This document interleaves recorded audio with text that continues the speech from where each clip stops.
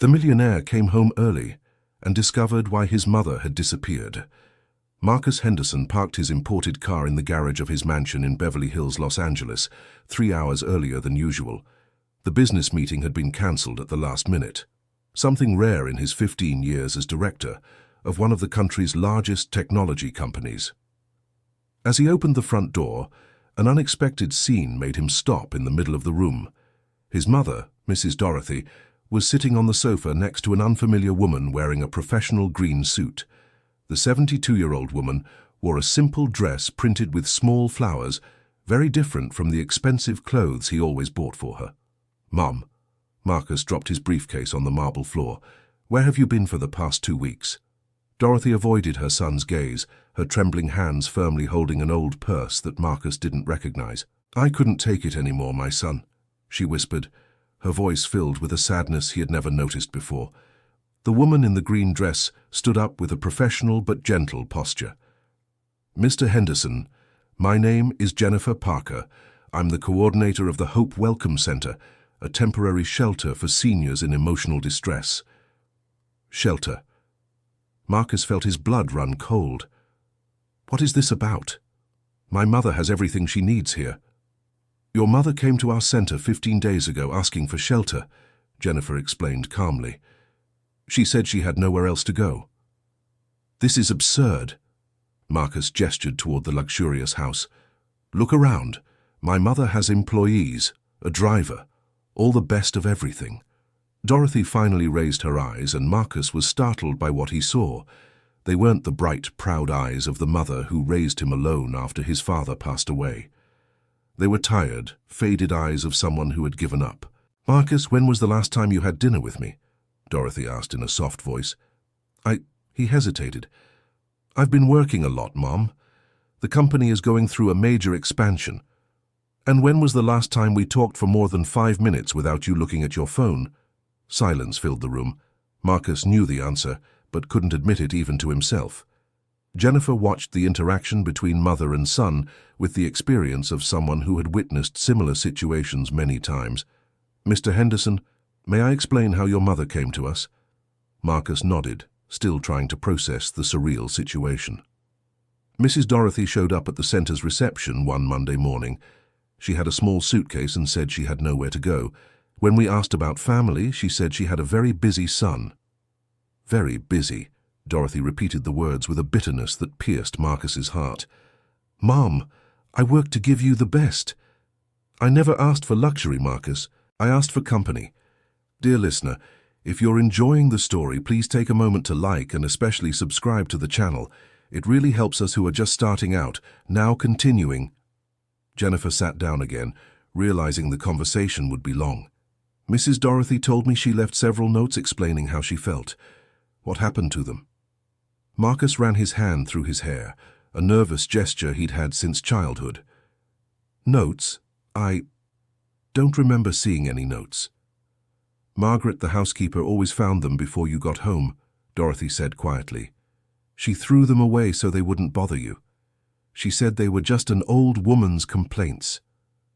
"Margaret did that without consulting me?" "She followed your instructions, Marcus. You told her to keep me comfortable and problem-free while you worked." The words hit Marcus like a punch. He had indeed said those words years ago when he hired Margaret. At the time, he thought he was being a good son, making sure his mother had everything taken care of. "The day your mother left home, she tried to call you," Jennifer continued. "There were 17 attempts to contact you." Marcus picked up his phone and checked the call history. There they were, 17 missed calls from Mrs. Dorothy, all on the same day, 2 weeks ago. All ignored because he was in meetings. "I didn't know it was urgent," he murmured.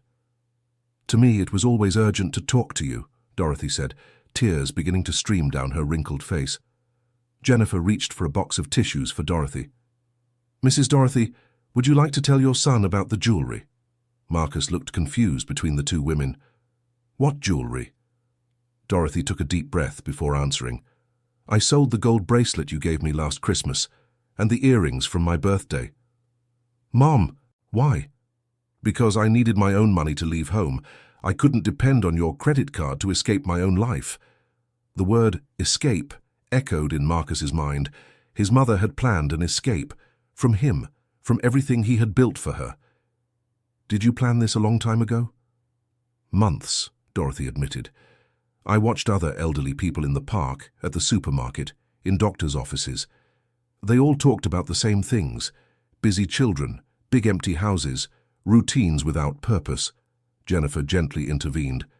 At our center we see many cases like Mrs. Dorothy's, elderly people who have all their material needs met but live in deep emotional neglect. Neglect? Marcus was offended. I pay for the best doctors, the best food, the best... And when was the last time you asked how I felt? Dorothy interrupted him. Marcus opened his mouth to respond, but no words came out. He truly didn't know. Mrs. Dorothy told us she talked to photographs of her late husband, Jennifer revealed softly. I talk to your father every day, Dorothy confirmed. I told him about my day, about you, about how I felt invisible in my own home. He was the only one who listened to me, even after being gone for 10 years. Marcus felt his chest tighten. His mother had reached the point of talking to photographs because she had no one else to listen to her. At the center, Mrs. Dorothy became very dear to everyone. Jennifer smiled for the first time. She helped other residents, told stories, organized activities. She blossomed there. I felt useful, Dorothy said with a faint smile. For the first time in years, someone needed me, not just my care. Marcus sat down heavily in an armchair. The reality was beginning to form in his mind, and it wasn't pretty. Mom, why didn't you tell me how you felt? I tried, son. For years I tried. But you were always leaving for some meeting or coming home tired from a trip or talking about some important business. I learned not to bother. Did the housekeeper know about your plans? Dorothy hesitated before answering. Margaret knew I was sad. Several times she found me crying in my room, looking at old photos of when you were a child. But she was afraid to tell you. She said you got angry when you had to deal with personal problems at home. Marcus remembered the times he had indeed gotten irritated when Margaret mentioned small household issues. To him, home was a place to rest, not for more worries. At the center, your mother arrived in a state of deep sadness, Jennifer explained. She went 3 days without eating properly, just watching the other residents. I thought it was the first bad experience of my life, Dorothy said. I discovered there were so many others like me. Invisible elderly people in beautiful houses. What made you change your mind about staying at the center? Dorothy smiled genuinely for the first time since Marcus had arrived. A lady named Beatrice asked me if I knew how to make pound cake. It had been decades since anyone asked me for a recipe or advice about anything. I spent the whole afternoon teaching her and 3 other people. I felt important again. Marcus vaguely remembered his mother trying to teach him recipes when he was a teenager. He was always in a hurry with other interests. When did she stop trying? Mrs. Dorothy became a kind of counselor at the center, Jennifer continued. The other residents sought her out to talk about their own family problems. I heard stories that sounded like mine, Dorothy explained. Successful children, grandchildren who only showed up at Christmas, loneliness disguised as comfort. I realized I wasn't alone in my pain. Marcus's phone rang. Instinctively, he looked at the screen. "Answer it," said Dorothy calmly. "It must be something important." "No." Marcus turned off the phone without even checking who it was. "Nothing is more important than this here." Dorothy looked at him surprised. Jennifer noticed the gesture and thought it was a good sign. "Mom, do you really not want to live here anymore?" "I want to live with my son," Dorothy answered. "I don't want to live in the house of the busy man you've become." The differentiation hurt more than any direct criticism. "How can I change that?" "Seek psychological help," Jennifer suggested. "For both of you, you need to relearn how to communicate." "Psychological help?" Marcus resisted the idea. "That's not necessary. We can work it out between us." "How have you worked it out so far?" Dorothy asked with irony. "Your mother ran away from home and you didn't even notice." The truth was harsh, but undeniable. "Mrs. Dorothy told me that you cancelled psychological appointments she had scheduled," Jennifer revealed. "I cancelled. When?" "Last year," Dorothy answered. You told Dr. Reynolds that I didn't need little chats because I was well taken care of. You spoke directly to him. Marcus didn't remember specifically, but he knew he had probably done it. At the time, it must have seemed like an unnecessary expense. Several friends tried to warn you about the lady's state. Mrs. Caroline from the neighborhood called a few times, Dorothy confirmed. She said I seemed sad at the condo meetings. You always brushed it off, said I was fine. And was I? Fine. You didn't even ask me, Dorothy sighed. You assumed so because I had everything I needed materially. Jennifer observed the moment of tension and decided to intervene. Mr. Henderson, may I ask a personal question? Of course. When you were a child, what was your relationship with your mother like? Marcus paused to think. It was different. She worked a lot after my father passed away, but she always made time for us to talk. We had dinner together every day. She helped me with homework. We told each other about our days. And what changed? I grew up, started working, became independent. And when you started making money, you thought time could be replaced by material comfort, Jennifer completed. Maybe. Yes. Dorothy gently touched her son's arm. Marcus, do you remember when we used to watch soap operas together? You always asked my opinion about the characters, about the stories. I remember. When was the last time you asked my opinion about anything? Marcus tried to remember but couldn't. For years he had just been informing decisions to his mother, not asking for her opinion. At the center, every day someone asks me what I think about something, Dorothy continued. About recipes, about old movies, about stories from our time. I feel like an interesting person again. You've always been interesting, Mum, but you stopped being interested. The statement was said without anger, only with the sadness of someone who had accepted a painful reality. Jennifer decided to share more information. Mrs. Dorothy told me about the expensive gifts you used to give her. I always wanted to give the best to my mother. And she always thanked you, didn't she, Mrs. Dorothy? I thanked and kept everything with care, Dorothy confirmed, but I always hoped that along with the gift would come a little of my son. A conversation, a meal together, an afternoon watching TV. But you always delivered the gift and went to take care of some commitment. I thought I was showing love. You were showing financial success, Dorothy gently corrected. They're different things. Dear listener, if you're enjoying the story, take a moment to leave a like and especially subscribe to the channel. It helps us a lot who are just starting out, now continuing. Marcus's phone rang again. This time, he didn't even look. That's progress, Jennifer smiled. Your mother told me that you would take calls even during the rare dinners you had together. It was true, Dorothy confirmed. I started eating alone so I wouldn't have to compete with the phone. Mom, I didn't know that bothered you. Because you never asked. And I learned not to complain so I wouldn't be a problem in your life. Marcus stood up and began to pace the room, trying to process everything he was hearing. Mrs. Dorothy, would you like to tell about the nights you waited for him to come home? Dorothy took a deep breath. Every day I prepared dinner for two. I set the table nicely, made foods you liked when you were a child. I sat in the living room and waited. At 7, at 8, at 9 in the evening. When you arrived at 10, I had already eaten alone and put your food in the refrigerator. Why didn't you call me? I did. You always said, I'm on my way, but it took another 2 hours. After a while, I stopped calling. And I stopped preparing dinner for two, Dorothy added. I started eating whatever was quick and going to bed early.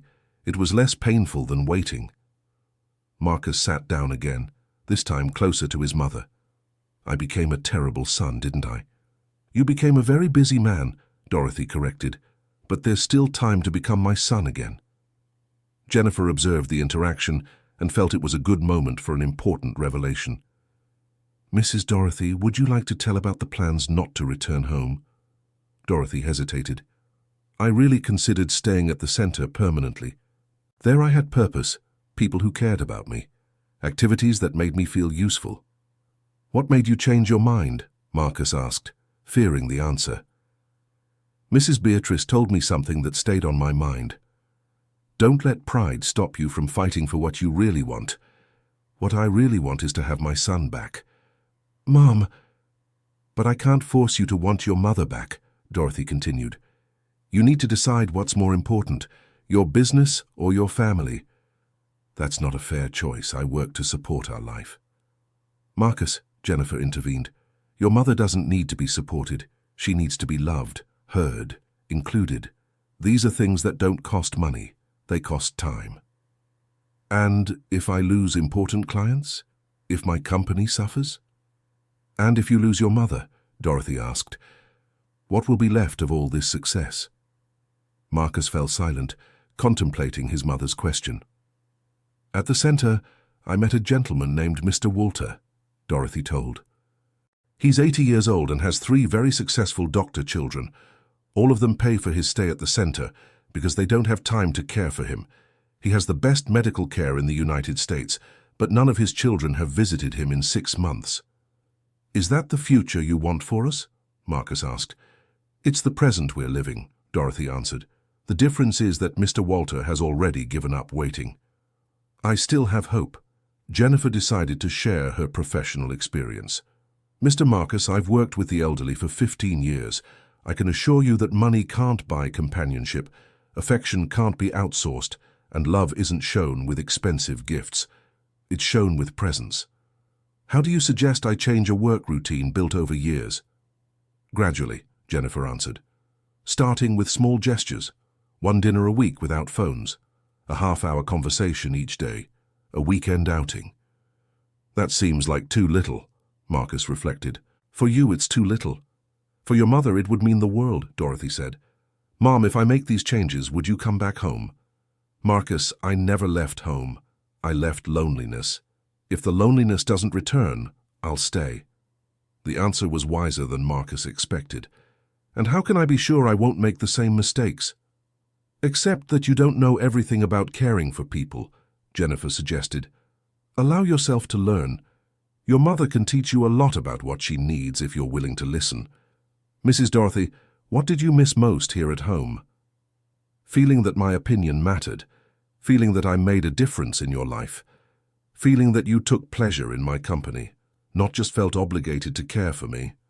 I always took pleasure in your company, Mum.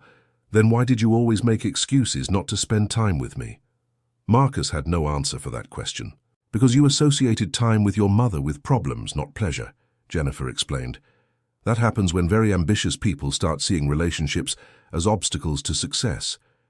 And if my company really needs me, it needs you, competent and balanced, not stressed and guilty. Dorothy surprised them both with her response. A man who abandoned his own mother can't be a good leader for a company that cares for people. The observation hit Marcus deeply. His company really had many employees, and he always talked about caring for the team. How do you suggest I begin? Jennifer and Dorothy exchanged looks. How about starting now? Dorothy suggested. Cancel your appointments for today and let's talk. Really talk. About everything we've missed these years. Marcus looked at his phone, which wouldn't stop ringing. For a moment he hesitated. Then he turned the device off completely. Done. Today is your day, Mom. Dorothy smiled in a way Marcus hadn't seen in years. Jennifer, can you stay a bit longer? I think we'll need your help to start this conversation. Of course, Mrs. Dorothy. I have all the time in the world. Marcus noticed the irony in the phrase. A stranger had all the time in the world for his mother, while he, the son, was always without time. Mom, tell me about these 2 weeks at the center. I want to know everything. And for the first time in years, Marcus prepared to listen, really listen, to his mother. Dorothy began talking about Mrs. Beatrice, who had lost 3 children in different accidents, and now lived at the center because the 4th child couldn't look at her without remembering the siblings. She talked about Mr. Manuel, who had built a bakery empire, but now none of his 5 children wanted to take over the business. She spoke about Mrs. Carmen, who had 7 grandchildren, but none knew her full name. All these people have financially successful families, Dorothy explained, but they all feel forgotten. And how did you spend time there? We told stories. I talked about you when you were little, about your father, about how we built our family. The others told about their lives too. It was like we were reliving the moments when we felt important to someone. Marcus realized his mother was describing exactly what he had stopped doing, valuing her stories. "What kind of stories did you tell about me?" Dorothy smiled nostalgically. "About when you were 7 years old and decided you were going to cook the Mother's Day dinner all by yourself. You almost set the kitchen on fire, but you insisted on preparing everything. The omelette was burnt, the juice was sour, but it was the most delicious dinner of my life. I remember that." Marcus smiled too. "About when you were 15 and stayed up 3 nights helping me take care of your grandmother when she got sick. You were the one who gave her the medicine on time, who read to her, who talked with her when she couldn't sleep. Grandma Rose? You were such a caring boy, so present. I wonder where that boy hid inside the man you became." "He didn't hide, Mom. He just forgot how to show affection." Jennifer watched the conversation with professional satisfaction. This was exactly the kind of reconnection she hoped to facilitate. "Mrs. Dorothy, would you like to talk about the fears you had during these 2 weeks?" "I was afraid that Marcus wouldn't come looking for me," Dorothy admitted. "In the first few days, I stayed by the window hoping to see your car. After a week, I stopped waiting. I did look for you, Mom. I called relatives, hospitals, filed a police report. But you never looked in shelters," Jennifer observed. "Why?" Because I never imagined my mother might need a shelter. She has a home. She has everything she needs." "Everything except attention," Dorothy finished. "That made me think about other things I never imagined," Marcus reflected. "When was the last time I asked if you were missing someone, or if you needed something that money can't buy?" "I've always missed people," Dorothy answered. "I missed my husband, my parents, the friends who are gone. But mostly I missed you, even though you were here at home every day. How is it possible to miss someone who lives in the same house?" "When that person lives in the house like a guest, not like family," Dorothy explained, "you would come in, say hello, ask if everything was okay, and then lock yourself in the office or go out again. It was like having a polite tenant, not a son." Marcus was beginning to understand the depth of the problem. "Jennifer, do you have other cases of children who managed to turn this situation around?" "We do have some success cases, yes, but they all involved real behavioral changes, not just promises." "What kind of changes?" "Reorganizing priorities," Jennifer explained. "The children had to accept that professional success without family success is incomplete success." "Does that mean I have to choose between being a good businessman and a good son?" "No," Dorothy answered before Jennifer. "It means you need to be a good businessman who is also a good son. It's possible, but it requires different organization." "How do you know?" "Because your father was like that. He worked a lot, but he always set aside time for us. He used to say that work feeds the body, but family feeds the soul." Marcus vaguely remembered his parents' conversations about work-life balance. When his father died at 45, Marcus swore he would be even more successful professionally. But he forgot to include personal success in the equation. "Mom, how did Dad manage to balance everything?" "He had sacred hours. From 7 to 9 in the evening were ours, no matter what was happening at work, and Sunday mornings were for family outings. He said those hours were his investment in what really matters." "And did it work?" "It worked so well that when he died, we had no regrets about lost time. We had enough memories to sustain us." The comparison stung Marcus. If his mother died today, he would have very little to remember from the last few years. "Do you think there's still time to fix this?" "Mrs. Dorothy, what do you think?" Jennifer directed the question to the elderly woman. "I think 2 weeks at the center taught me that I still have a lot to live for and share. If my son wants to share this life with me, I would be very happy." "And you, Marcus? Do you want to share your mother's life?" "I do. But I'm afraid I won't be able to maintain the changes when routine gets busy again." "Then let's create a new routine," Dorothy suggested. "One that includes both of you." "How? What time do you wake up?" 5:30. "And go to sleep?" "Midnight, 1 o'clock. So you're awake for 18 hours a day. Would it be too much to ask for 2 hours for your mother? 2 hours a day. 1 hour in the morning having breakfast with me and talking about the day ahead. 1 hour in the evening having dinner with me and talking about the day that passed. Marcus did the mental math.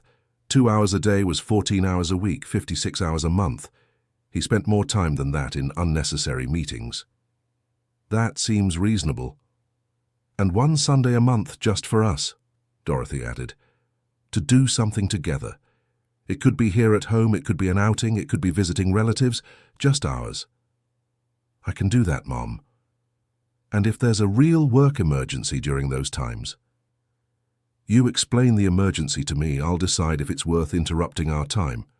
Dorothy surprised them both. A real emergency, not a meeting that could have been an email. Jennifer laughed at the elderly woman's clever response. Mrs. Dorothy, I think you learned some things about time management at the center. I learned that time is the most precious gift we can give someone, because it's the only resource we can't recover once it's lost. Mom, besides the schedules, what other changes would you like to see? Dorothy thought carefully before answering. I'd like you to ask for my opinion on important things in your life. You don't have to follow my advice, but I'd like to know that my life experience has some value to you. Your experience has always had value, You just stopped consulting it when you started making more money than I did, Dorothy finished, as if financial success meant you no longer needed your mother's wisdom. The observation was accurate and painful. What kind of advice would you like to give? About your girlfriends, for example. You've been dating that girl for 3 years. What's her name again? Amanda. Amanda, you've lived together for a year, but you never asked me what I think of her. Because I knew you approved. How did you know? Because you never complained. Marcus, I've barely spoken 5 minutes alone with her. How can I approve or disapprove of someone I don't know? Marcus realized he had assumed many things about his mother's feelings without ever checking. You don't like Amanda? I don't know Amanda, Dorothy corrected. She's polite when she greets me, but she's never been interested in talking with me, and you never created opportunities for that. What kind of opportunities? A Sunday lunch, an afternoon chat, an invitation for her to get to know me better. Serious relationships include family, Marcus. Amanda works a lot too. She doesn't have much time. Then you both have the same problem, Dorothy observed. You think professional success excuses you from personal success. Jennifer decided to intervene with an important question. Marcus, does your girlfriend know your mother disappeared? She does. She told me to hire a private detective if the worry was too great. She didn't offer to help search. No, she said Mom would probably come back when she wanted attention. Dorothy and Jennifer exchanged meaningful looks. And what did you think of that response? Dorothy asked. At the time, it seemed rational. And now? Now it seems cold. Does that bother you? Marcus reflected on the question. Yes, it bothers. If Amanda's mother disappeared, I would offer any help possible. Because you understand that family is important, even when they don't act like it, Dorothy observed. I think I need to rethink many things in my life, not just my relationship with you. One thing at a time, Jennifer suggested. First, let's work on your relationship. Then you can reevaluate other relationships. Mom, at the center, you talked with other seniors about their children. What did they advise about our situation? Mrs. Beatrice said that a child who truly loves always comes back, even if it takes time. Mr. Walter said I should give an ultimatum. Either you changed or I wouldn't return. Mrs. Carmen said I should accept that you've grown up and your life is different now. Who did you think was right? All and none. Dorothy smiled. Every situation is unique, but one thing everyone agreed on. It's no use pretending everything is fine when it's not. That's why you decided to leave home. Exactly. Pretending to be happy wasn't doing any good for either of us. You felt obligated to care for a mother who seemed content, and I felt guilty for not being truly satisfied with so much material comfort. When did you decide to leave? On my birthday, 4 months ago. Marcus remembered his mother's birthday. He had ordered an expensive necklace, delivered in the morning before leaving for a business trip to Miami. I gave you a beautiful gift, And left the same day, Dorothy recalled. It was my 72nd birthday, and I spent the whole day alone. The necklace was beautiful, but I wanted my son with me. Why didn't you ask me to cancel the trip? I tried. Remember when I said, it would be so nice if you could stay today? Marcus vaguely remembered the comment. I thought it was just a casual remark. It was a disguised request, Dorothy explained. I learned to make requests like that because direct ones always got responses about how complicated your schedule was. You started communicating indirectly because I didn't pay attention to direct communication. Exactly. And when even indirect communication didn't work anymore, I stopped communicating. Jennifer noted that this was a common dynamic in many families. It's a dangerous cycle, she explained. The son gets so busy that he misses the subtle cues. The mother gets so discouraged that she stops giving cues. In the end, no one is really communicating. How do we break this cycle? With direct communication and dedicated time, Jennifer answered, and with both parties' willingness to be honest about needs and limitations. Mom, if we live together again, do you promise to be direct about what you need? I promise if you promise to take what I say seriously. I promise. Then I'll start now. Dorothy took a deep breath. I need you to stop treating me like an obligation and start treating me like an interesting person who chooses to spend time with you. What do you mean? When you ask, is everything okay, Mom, you expect me to say yes so you can get on with your life. I want you to ask, how was your day, Mom? And really want to hear the answer. What's the difference? One question is to fulfill a filial duty. The other is out of genuine interest in my life. Marcus had never thought about the difference between these two approaches. What other direct things do you want to tell me? I want you to stop buying expensive gifts to compensate for absence. I prefer cheap gifts chosen with care, or even better, experiences we share together. What do you mean? Instead of buying expensive perfume on Mother's Day, I'd rather you take me to lunch at a nice place and we talk for 2 hours. But the perfume lasts longer. The conversation stays in memory forever, Dorothy corrected. Jennifer smiled at the elderly woman's wisdom. Mrs. Dorothy is right. Material gifts show purchasing power. Time dedicated shows love. What other direct changes do you want? I want to meet your friends. I want to know about your work projects. I want your opinion on my plans too.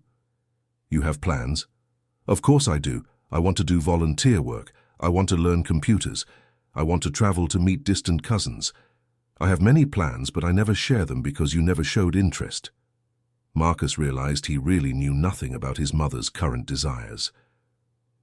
Tell me about these plans. Dorothy visibly perked up. I want to work with children at a community daycare. I have experience raising you. I have patience, and I love teaching practical things like cooking and sewing. Would that be volunteer? Yes. I don't need money, but I need purpose. At the center, helping others made me feel useful again. And the computer course. To learn how to use social media, to see photos of my friends' grandchildren, to look up recipes, to stay connected with the world. I'm 72, not 102. Marcus laughed for the first time since he'd arrived home. And the trips to see relatives? Cousin Edith, who lives in Colorado. We haven't seen each other in 15 years because you always say it's not a good time for me to travel alone. I want to spend a week there, catch up, meet her children who are already adults. I always said it wasn't a good time. Always. Mom, isn't it better to wait until the end of the year? Mom, you have a doctor's appointment next week. Mom, I'll be traveling for work. I'd rather you stay home. Always something. Marcus realized he had been overprotective to the point of controlling. Why did I do that? Because it's easier to control my schedule than to reorganize yours to adapt to my plans. The answer was direct and honest. You're right. Sorry, Mum. I don't want apologies. I want changes. Dorothy was firm. How many times have you apologized for arriving late, for cancelling plans, for not having time? Hundreds. But you always repeated the same behavior. How can I prove that this time will be different? Starting today, Dorothy replied. Jennifer, can you give us some practical suggestions? Jennifer had accompanied many family reconciliation processes. I suggest you create some basic rules for the next 3 months. If they work, you keep them. If they don't, you adjust.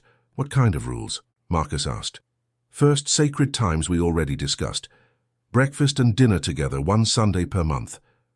That can work. Second, direct communication. No generic, is everything okay? Specific questions about feelings, plans, needs. Like what? Instead of, is everything okay? Ask, what was the best and worst part of your day today? I see. Third, inclusion in decisions. Mrs. Dorothy participates in conversations about family plans, even if the final decision is yours. What kind of decisions? If you're going to travel for more than a week, talk with her about how she'll feel, if she wants company, if she has her own plans. That makes sense. Fourth, support for her personal projects. If she wants to do volunteer work, you help find opportunities. If she wants to travel, you help organize it. Even if that means less control over her schedule? Especially because of that, Dorothy replied. I'm a capable adult, Marcus. I need support, not control. Fifth rule, Jennifer continued. Monthly evaluation. You sit down once a month to talk about what's working and what needs improvement. Like a work meeting, Marcus asked.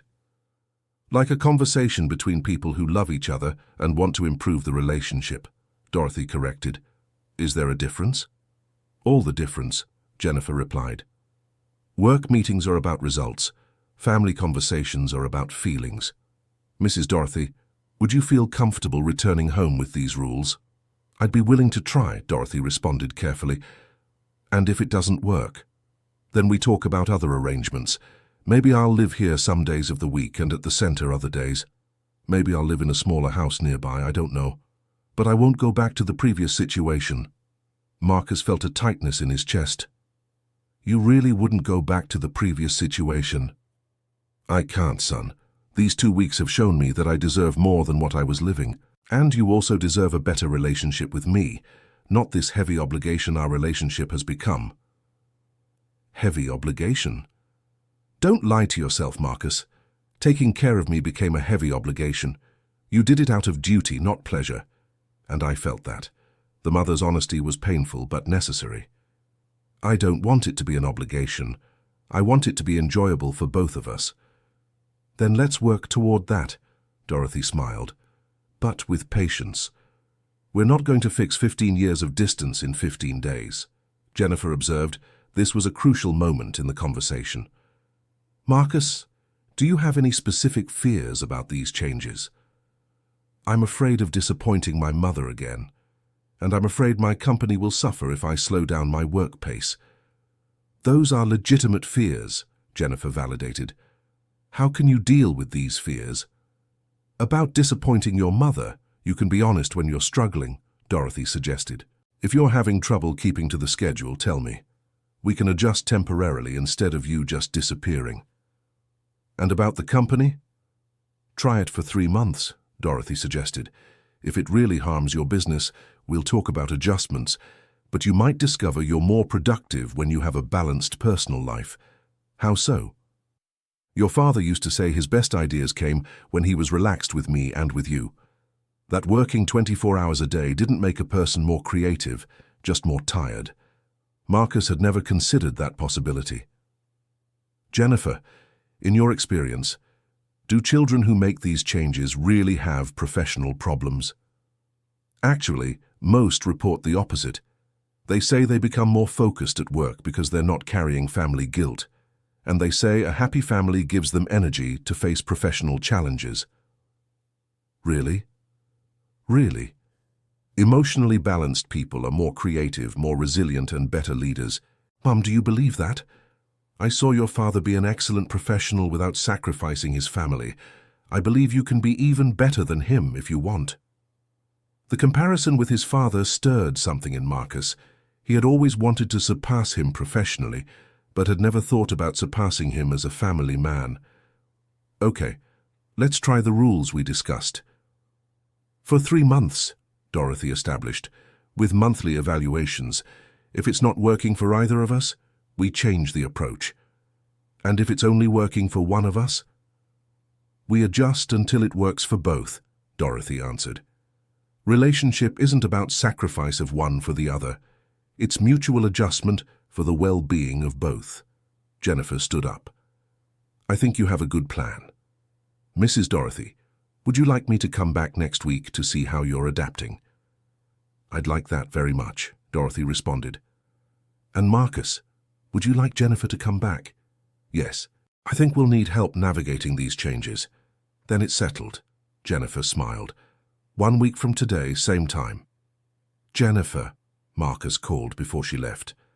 Thank you for taking care of my mother when I couldn't. Marcus, I didn't take care of your mother. I just offered what she needed. Attention and respect. Now you can offer that and much more. After Jennifer left, Marcus and Dorothy were alone in the living room for the first time in years, without either of them being in a hurry. So now, Mom, Marcus asked. Now we'll have some coffee, and you tell me about this meeting that was cancelled today.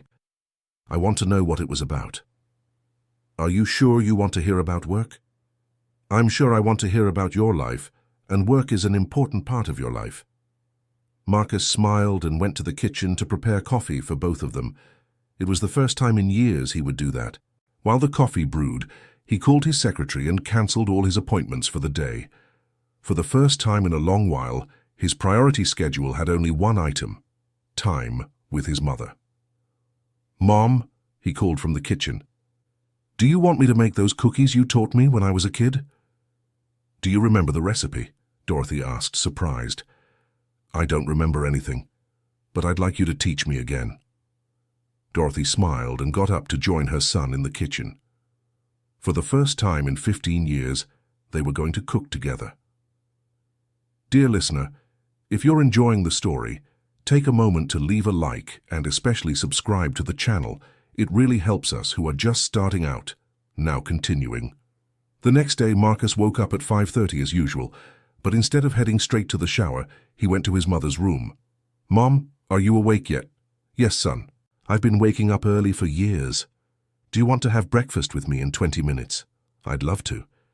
It was the first breakfast they had together in 3 years. Tell me about your day, Dorothy requested. I have 3 important meetings, a presentation for new investors, and a call with our Houston branch. And what do you hope to get from each of these activities? Marcus stopped chewing. No one had asked him that question in years. From the first meeting, I hope to close a consulting contract. From the presentation, I hope to secure funding for a new product line. From the call, I hope to resolve a logistics problem. And if none of these expectations come true today, it will be a frustrating day. And if they all do, it will be an excellent day. So what really matters in your day isn't the activities themselves, but the results they can generate. Marcus had never thought of it that way. That's true. Your father used to say that work had to have a purpose greater than just making money. What's the greater purpose of your work? Marcus hesitated. He hadn't thought about work beyond financial results in years. I don't know anymore, Mom. Then maybe that's something for you to rediscover.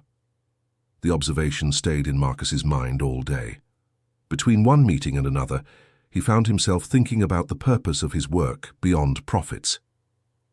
In the evening, he arrived home at 7 o'clock, 2 hours earlier than usual. Hi, Mom. How was your day? Different, Dorothy smiled. I spent the afternoon researching volunteer work. I found 3 interesting organizations. Tell me about them. During dinner, Dorothy talked about a community daycare that needed volunteers for children's activities, about a senior center that offered craft classes, and about a library that wanted to implement a reading program for the elderly. Which of these options excites you the most? Marcus asked. The daycare. I've always liked children and I feel I have a lot to teach. What kind of things would you teach? Basic cooking for the older ones, storytelling, maybe some games from our time that have been forgotten. Marcus noticed his mother spoke with an enthusiasm he hadn't seen in years. Do you want me to help you get in touch with them? Would you do that? Of course. Tomorrow I can call, or even go there with you if you'd like. I'd really like that, son. This was the first genuine offer of help Marcus had made to his mother in years, without her having to ask. In the second week of the new arrangement, Marcus began to notice changes in himself. Leaving work earlier forced him to be more efficient during the day. The conversations with his mother at night relaxed him in a way he had forgotten was possible. Dorothy was also changing. She was more cheerful, more willing, more present. She had started volunteer work at the daycare and came home full of stories to tell. Today, a 5-year-old girl asked me if I was someone's grandma, Dorothy shared during dinner. And what did you say? I said I was the grandma of all their hearts, and she said I was the coolest grandma she knew. How did that make you feel? Useful, needed, happy. Marcus realized these were words his mother hadn't used in a long time. Mom, can I ask you a personal question? Of course. Are you happy living here with me? Dorothy thought carefully before answering. I'm starting to be happy again. Not just living here, but being alive here. What's the difference? Living is occupying a space. Being alive is belonging to that space and the people in it. And do you feel like you belong here now? More than before, but we're still building that, right? Yes, and I want to keep building. Me too. At the end of the second week, Amanda, Marcus's girlfriend, came over for dinner. It was the first time she stayed for a full meal with Dorothy. Mrs. Dorothy, Marcus told me you started volunteer work. Yes, at a community daycare. It must be tiring dealing with children at your age. Dorothy looked at her son before answering. Actually, it's energizing. The children make me feel young. I understand, Amanda said, but her tone indicated she didn't really understand. Amanda, Dorothy tried to make conversation. Marcus said you work in marketing. What kind of projects do you work on? Mostly digital campaigns for tech companies. It's very technical, you wouldn't understand. Marcus felt uncomfortable with his girlfriend's response. My mother has always been very smart, Amanda. I'm sure she'd understand if you explained. Oh, of course, sorry. Amanda seemed awkward. But she didn't explain her projects, and the rest of the dinner went on with superficial conversations. After Amanda left, Dorothy and Marcus stayed in the living room. What did you think of her today? Marcus asked. Do you want my honest opinion? I do. She treats me as if I'm invisible or incompetent, not necessarily out of malice, but from a lack of genuine interest in getting to know me. Does that bother you? It bothers me because she's important to you and I'd like to have a good relationship with her. But mostly it worries me because you've been living together for a year and she still sees me as an obstacle, not as part of your family. Marcus had noticed the same thing but had never put it into words. What do you think I should do? Talk to her about the importance of family in your life. If she can't accept that you have family commitments, maybe she's not the right person for you. Do you think I should break up with her? I think you should have an honest conversation with her about your relationship expectations.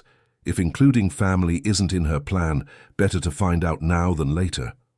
Marcus knew his mother was right. When I was a kid, you always knew how to give good advice about people. I still do, Dorothy smiled. You had just stopped asking.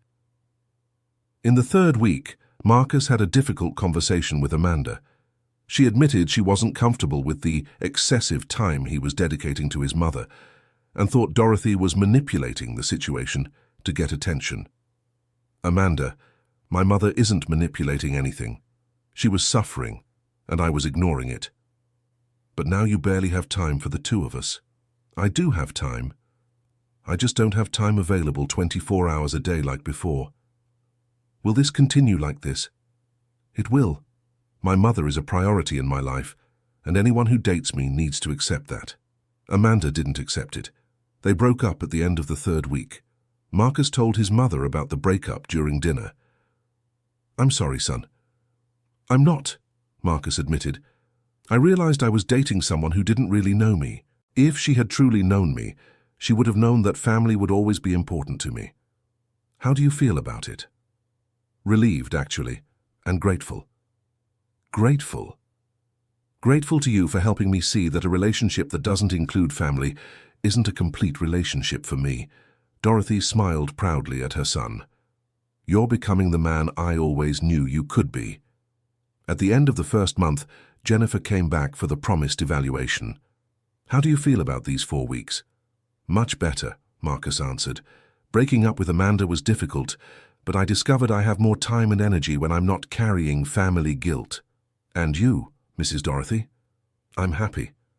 Not completely, we're still learning, but genuinely happy for the first time in years. What changes have you noticed in yourselves? I've become more efficient at work because I know I have commitments at home, Marcus replied.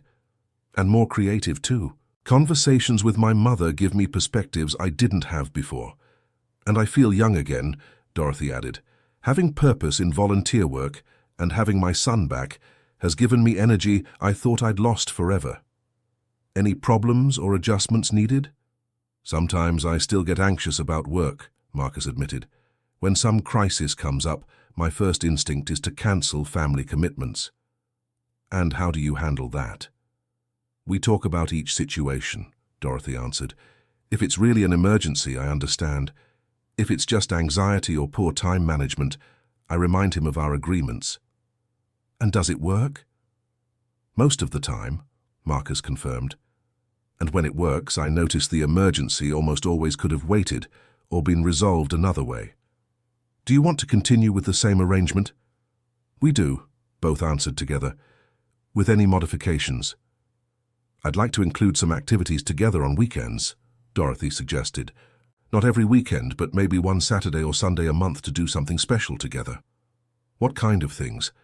Visiting museums, going to the theatre, exploring new places in the city, or even traveling together occasionally. Would you be up for that, Marcus? I would. Actually, I miss traveling for pleasure, not just for work. Jennifer smiled contentedly. You've built something beautiful here. Congratulations to both of you. After Jennifer left, Dorothy hugged her son. Thank you, Marcus. Why? For giving me my son back. For giving me my life back. Thank you, Mum. Why? For not giving up on me. For fighting for our relationship when I had stopped fighting. 6 months later, Marcus and Dorothy had established a routine that worked well for both of them. He had been promoted at work, ironically for being more focused and creative. Dorothy had become volunteer coordinator at the daycare and was planning to implement an intergenerational program where seniors would teach traditional skills to children. Mom, I have a proposal for you. What? How about we create a support group for families going through similar problems to what we went through?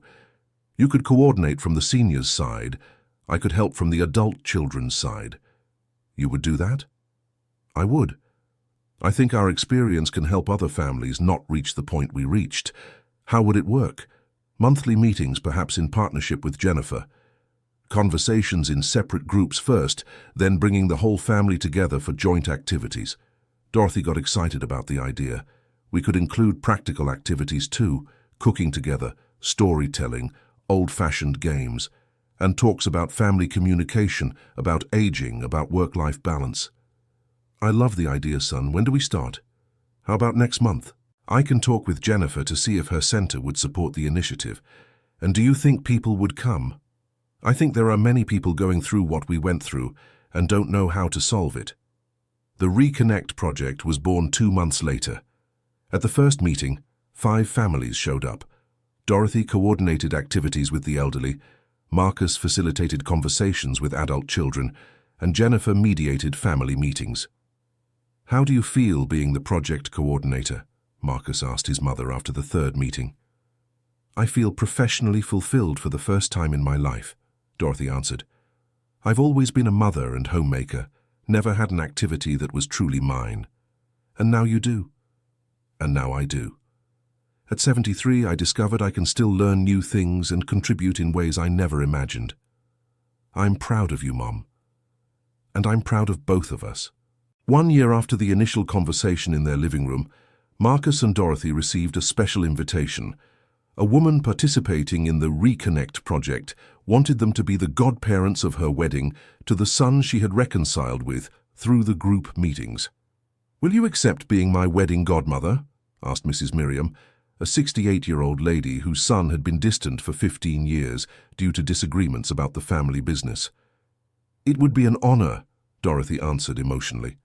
And will you accept being the godfather? Asked Charles, Mrs. Miriam's son, who had decided to marry after rebuilding his relationship with his mother. Of course, Marcus accepted. But why us? Because you showed us it's never too late to start over, Charles explained. Our family was destroyed, and seeing your example, we managed to forgive each other and rebuild our relationship. Now we want to celebrate not just our wedding, but our reunited family, Mrs. Miriam added. On the wedding day, Marcus made a special toast.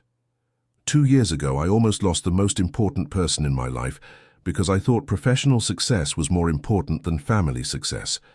Today, I know that true success is when we can share our achievements with those we love. Dorothy complimented the toast, and I learned it's never too late to demand what we deserve from the people we love, not material things, but demanding presence, attention, and genuine affection. To families that reconnect, Marcus raised his glass. And to families that never disconnect, Dorothy completed. 2 weeks after the wedding, Marcus came home early again, but this time for a different reason. Mom, I have some news to share. What is it? I received an offer to become a partner in a consulting firm specialized in work-life balance for executives. What do you mean?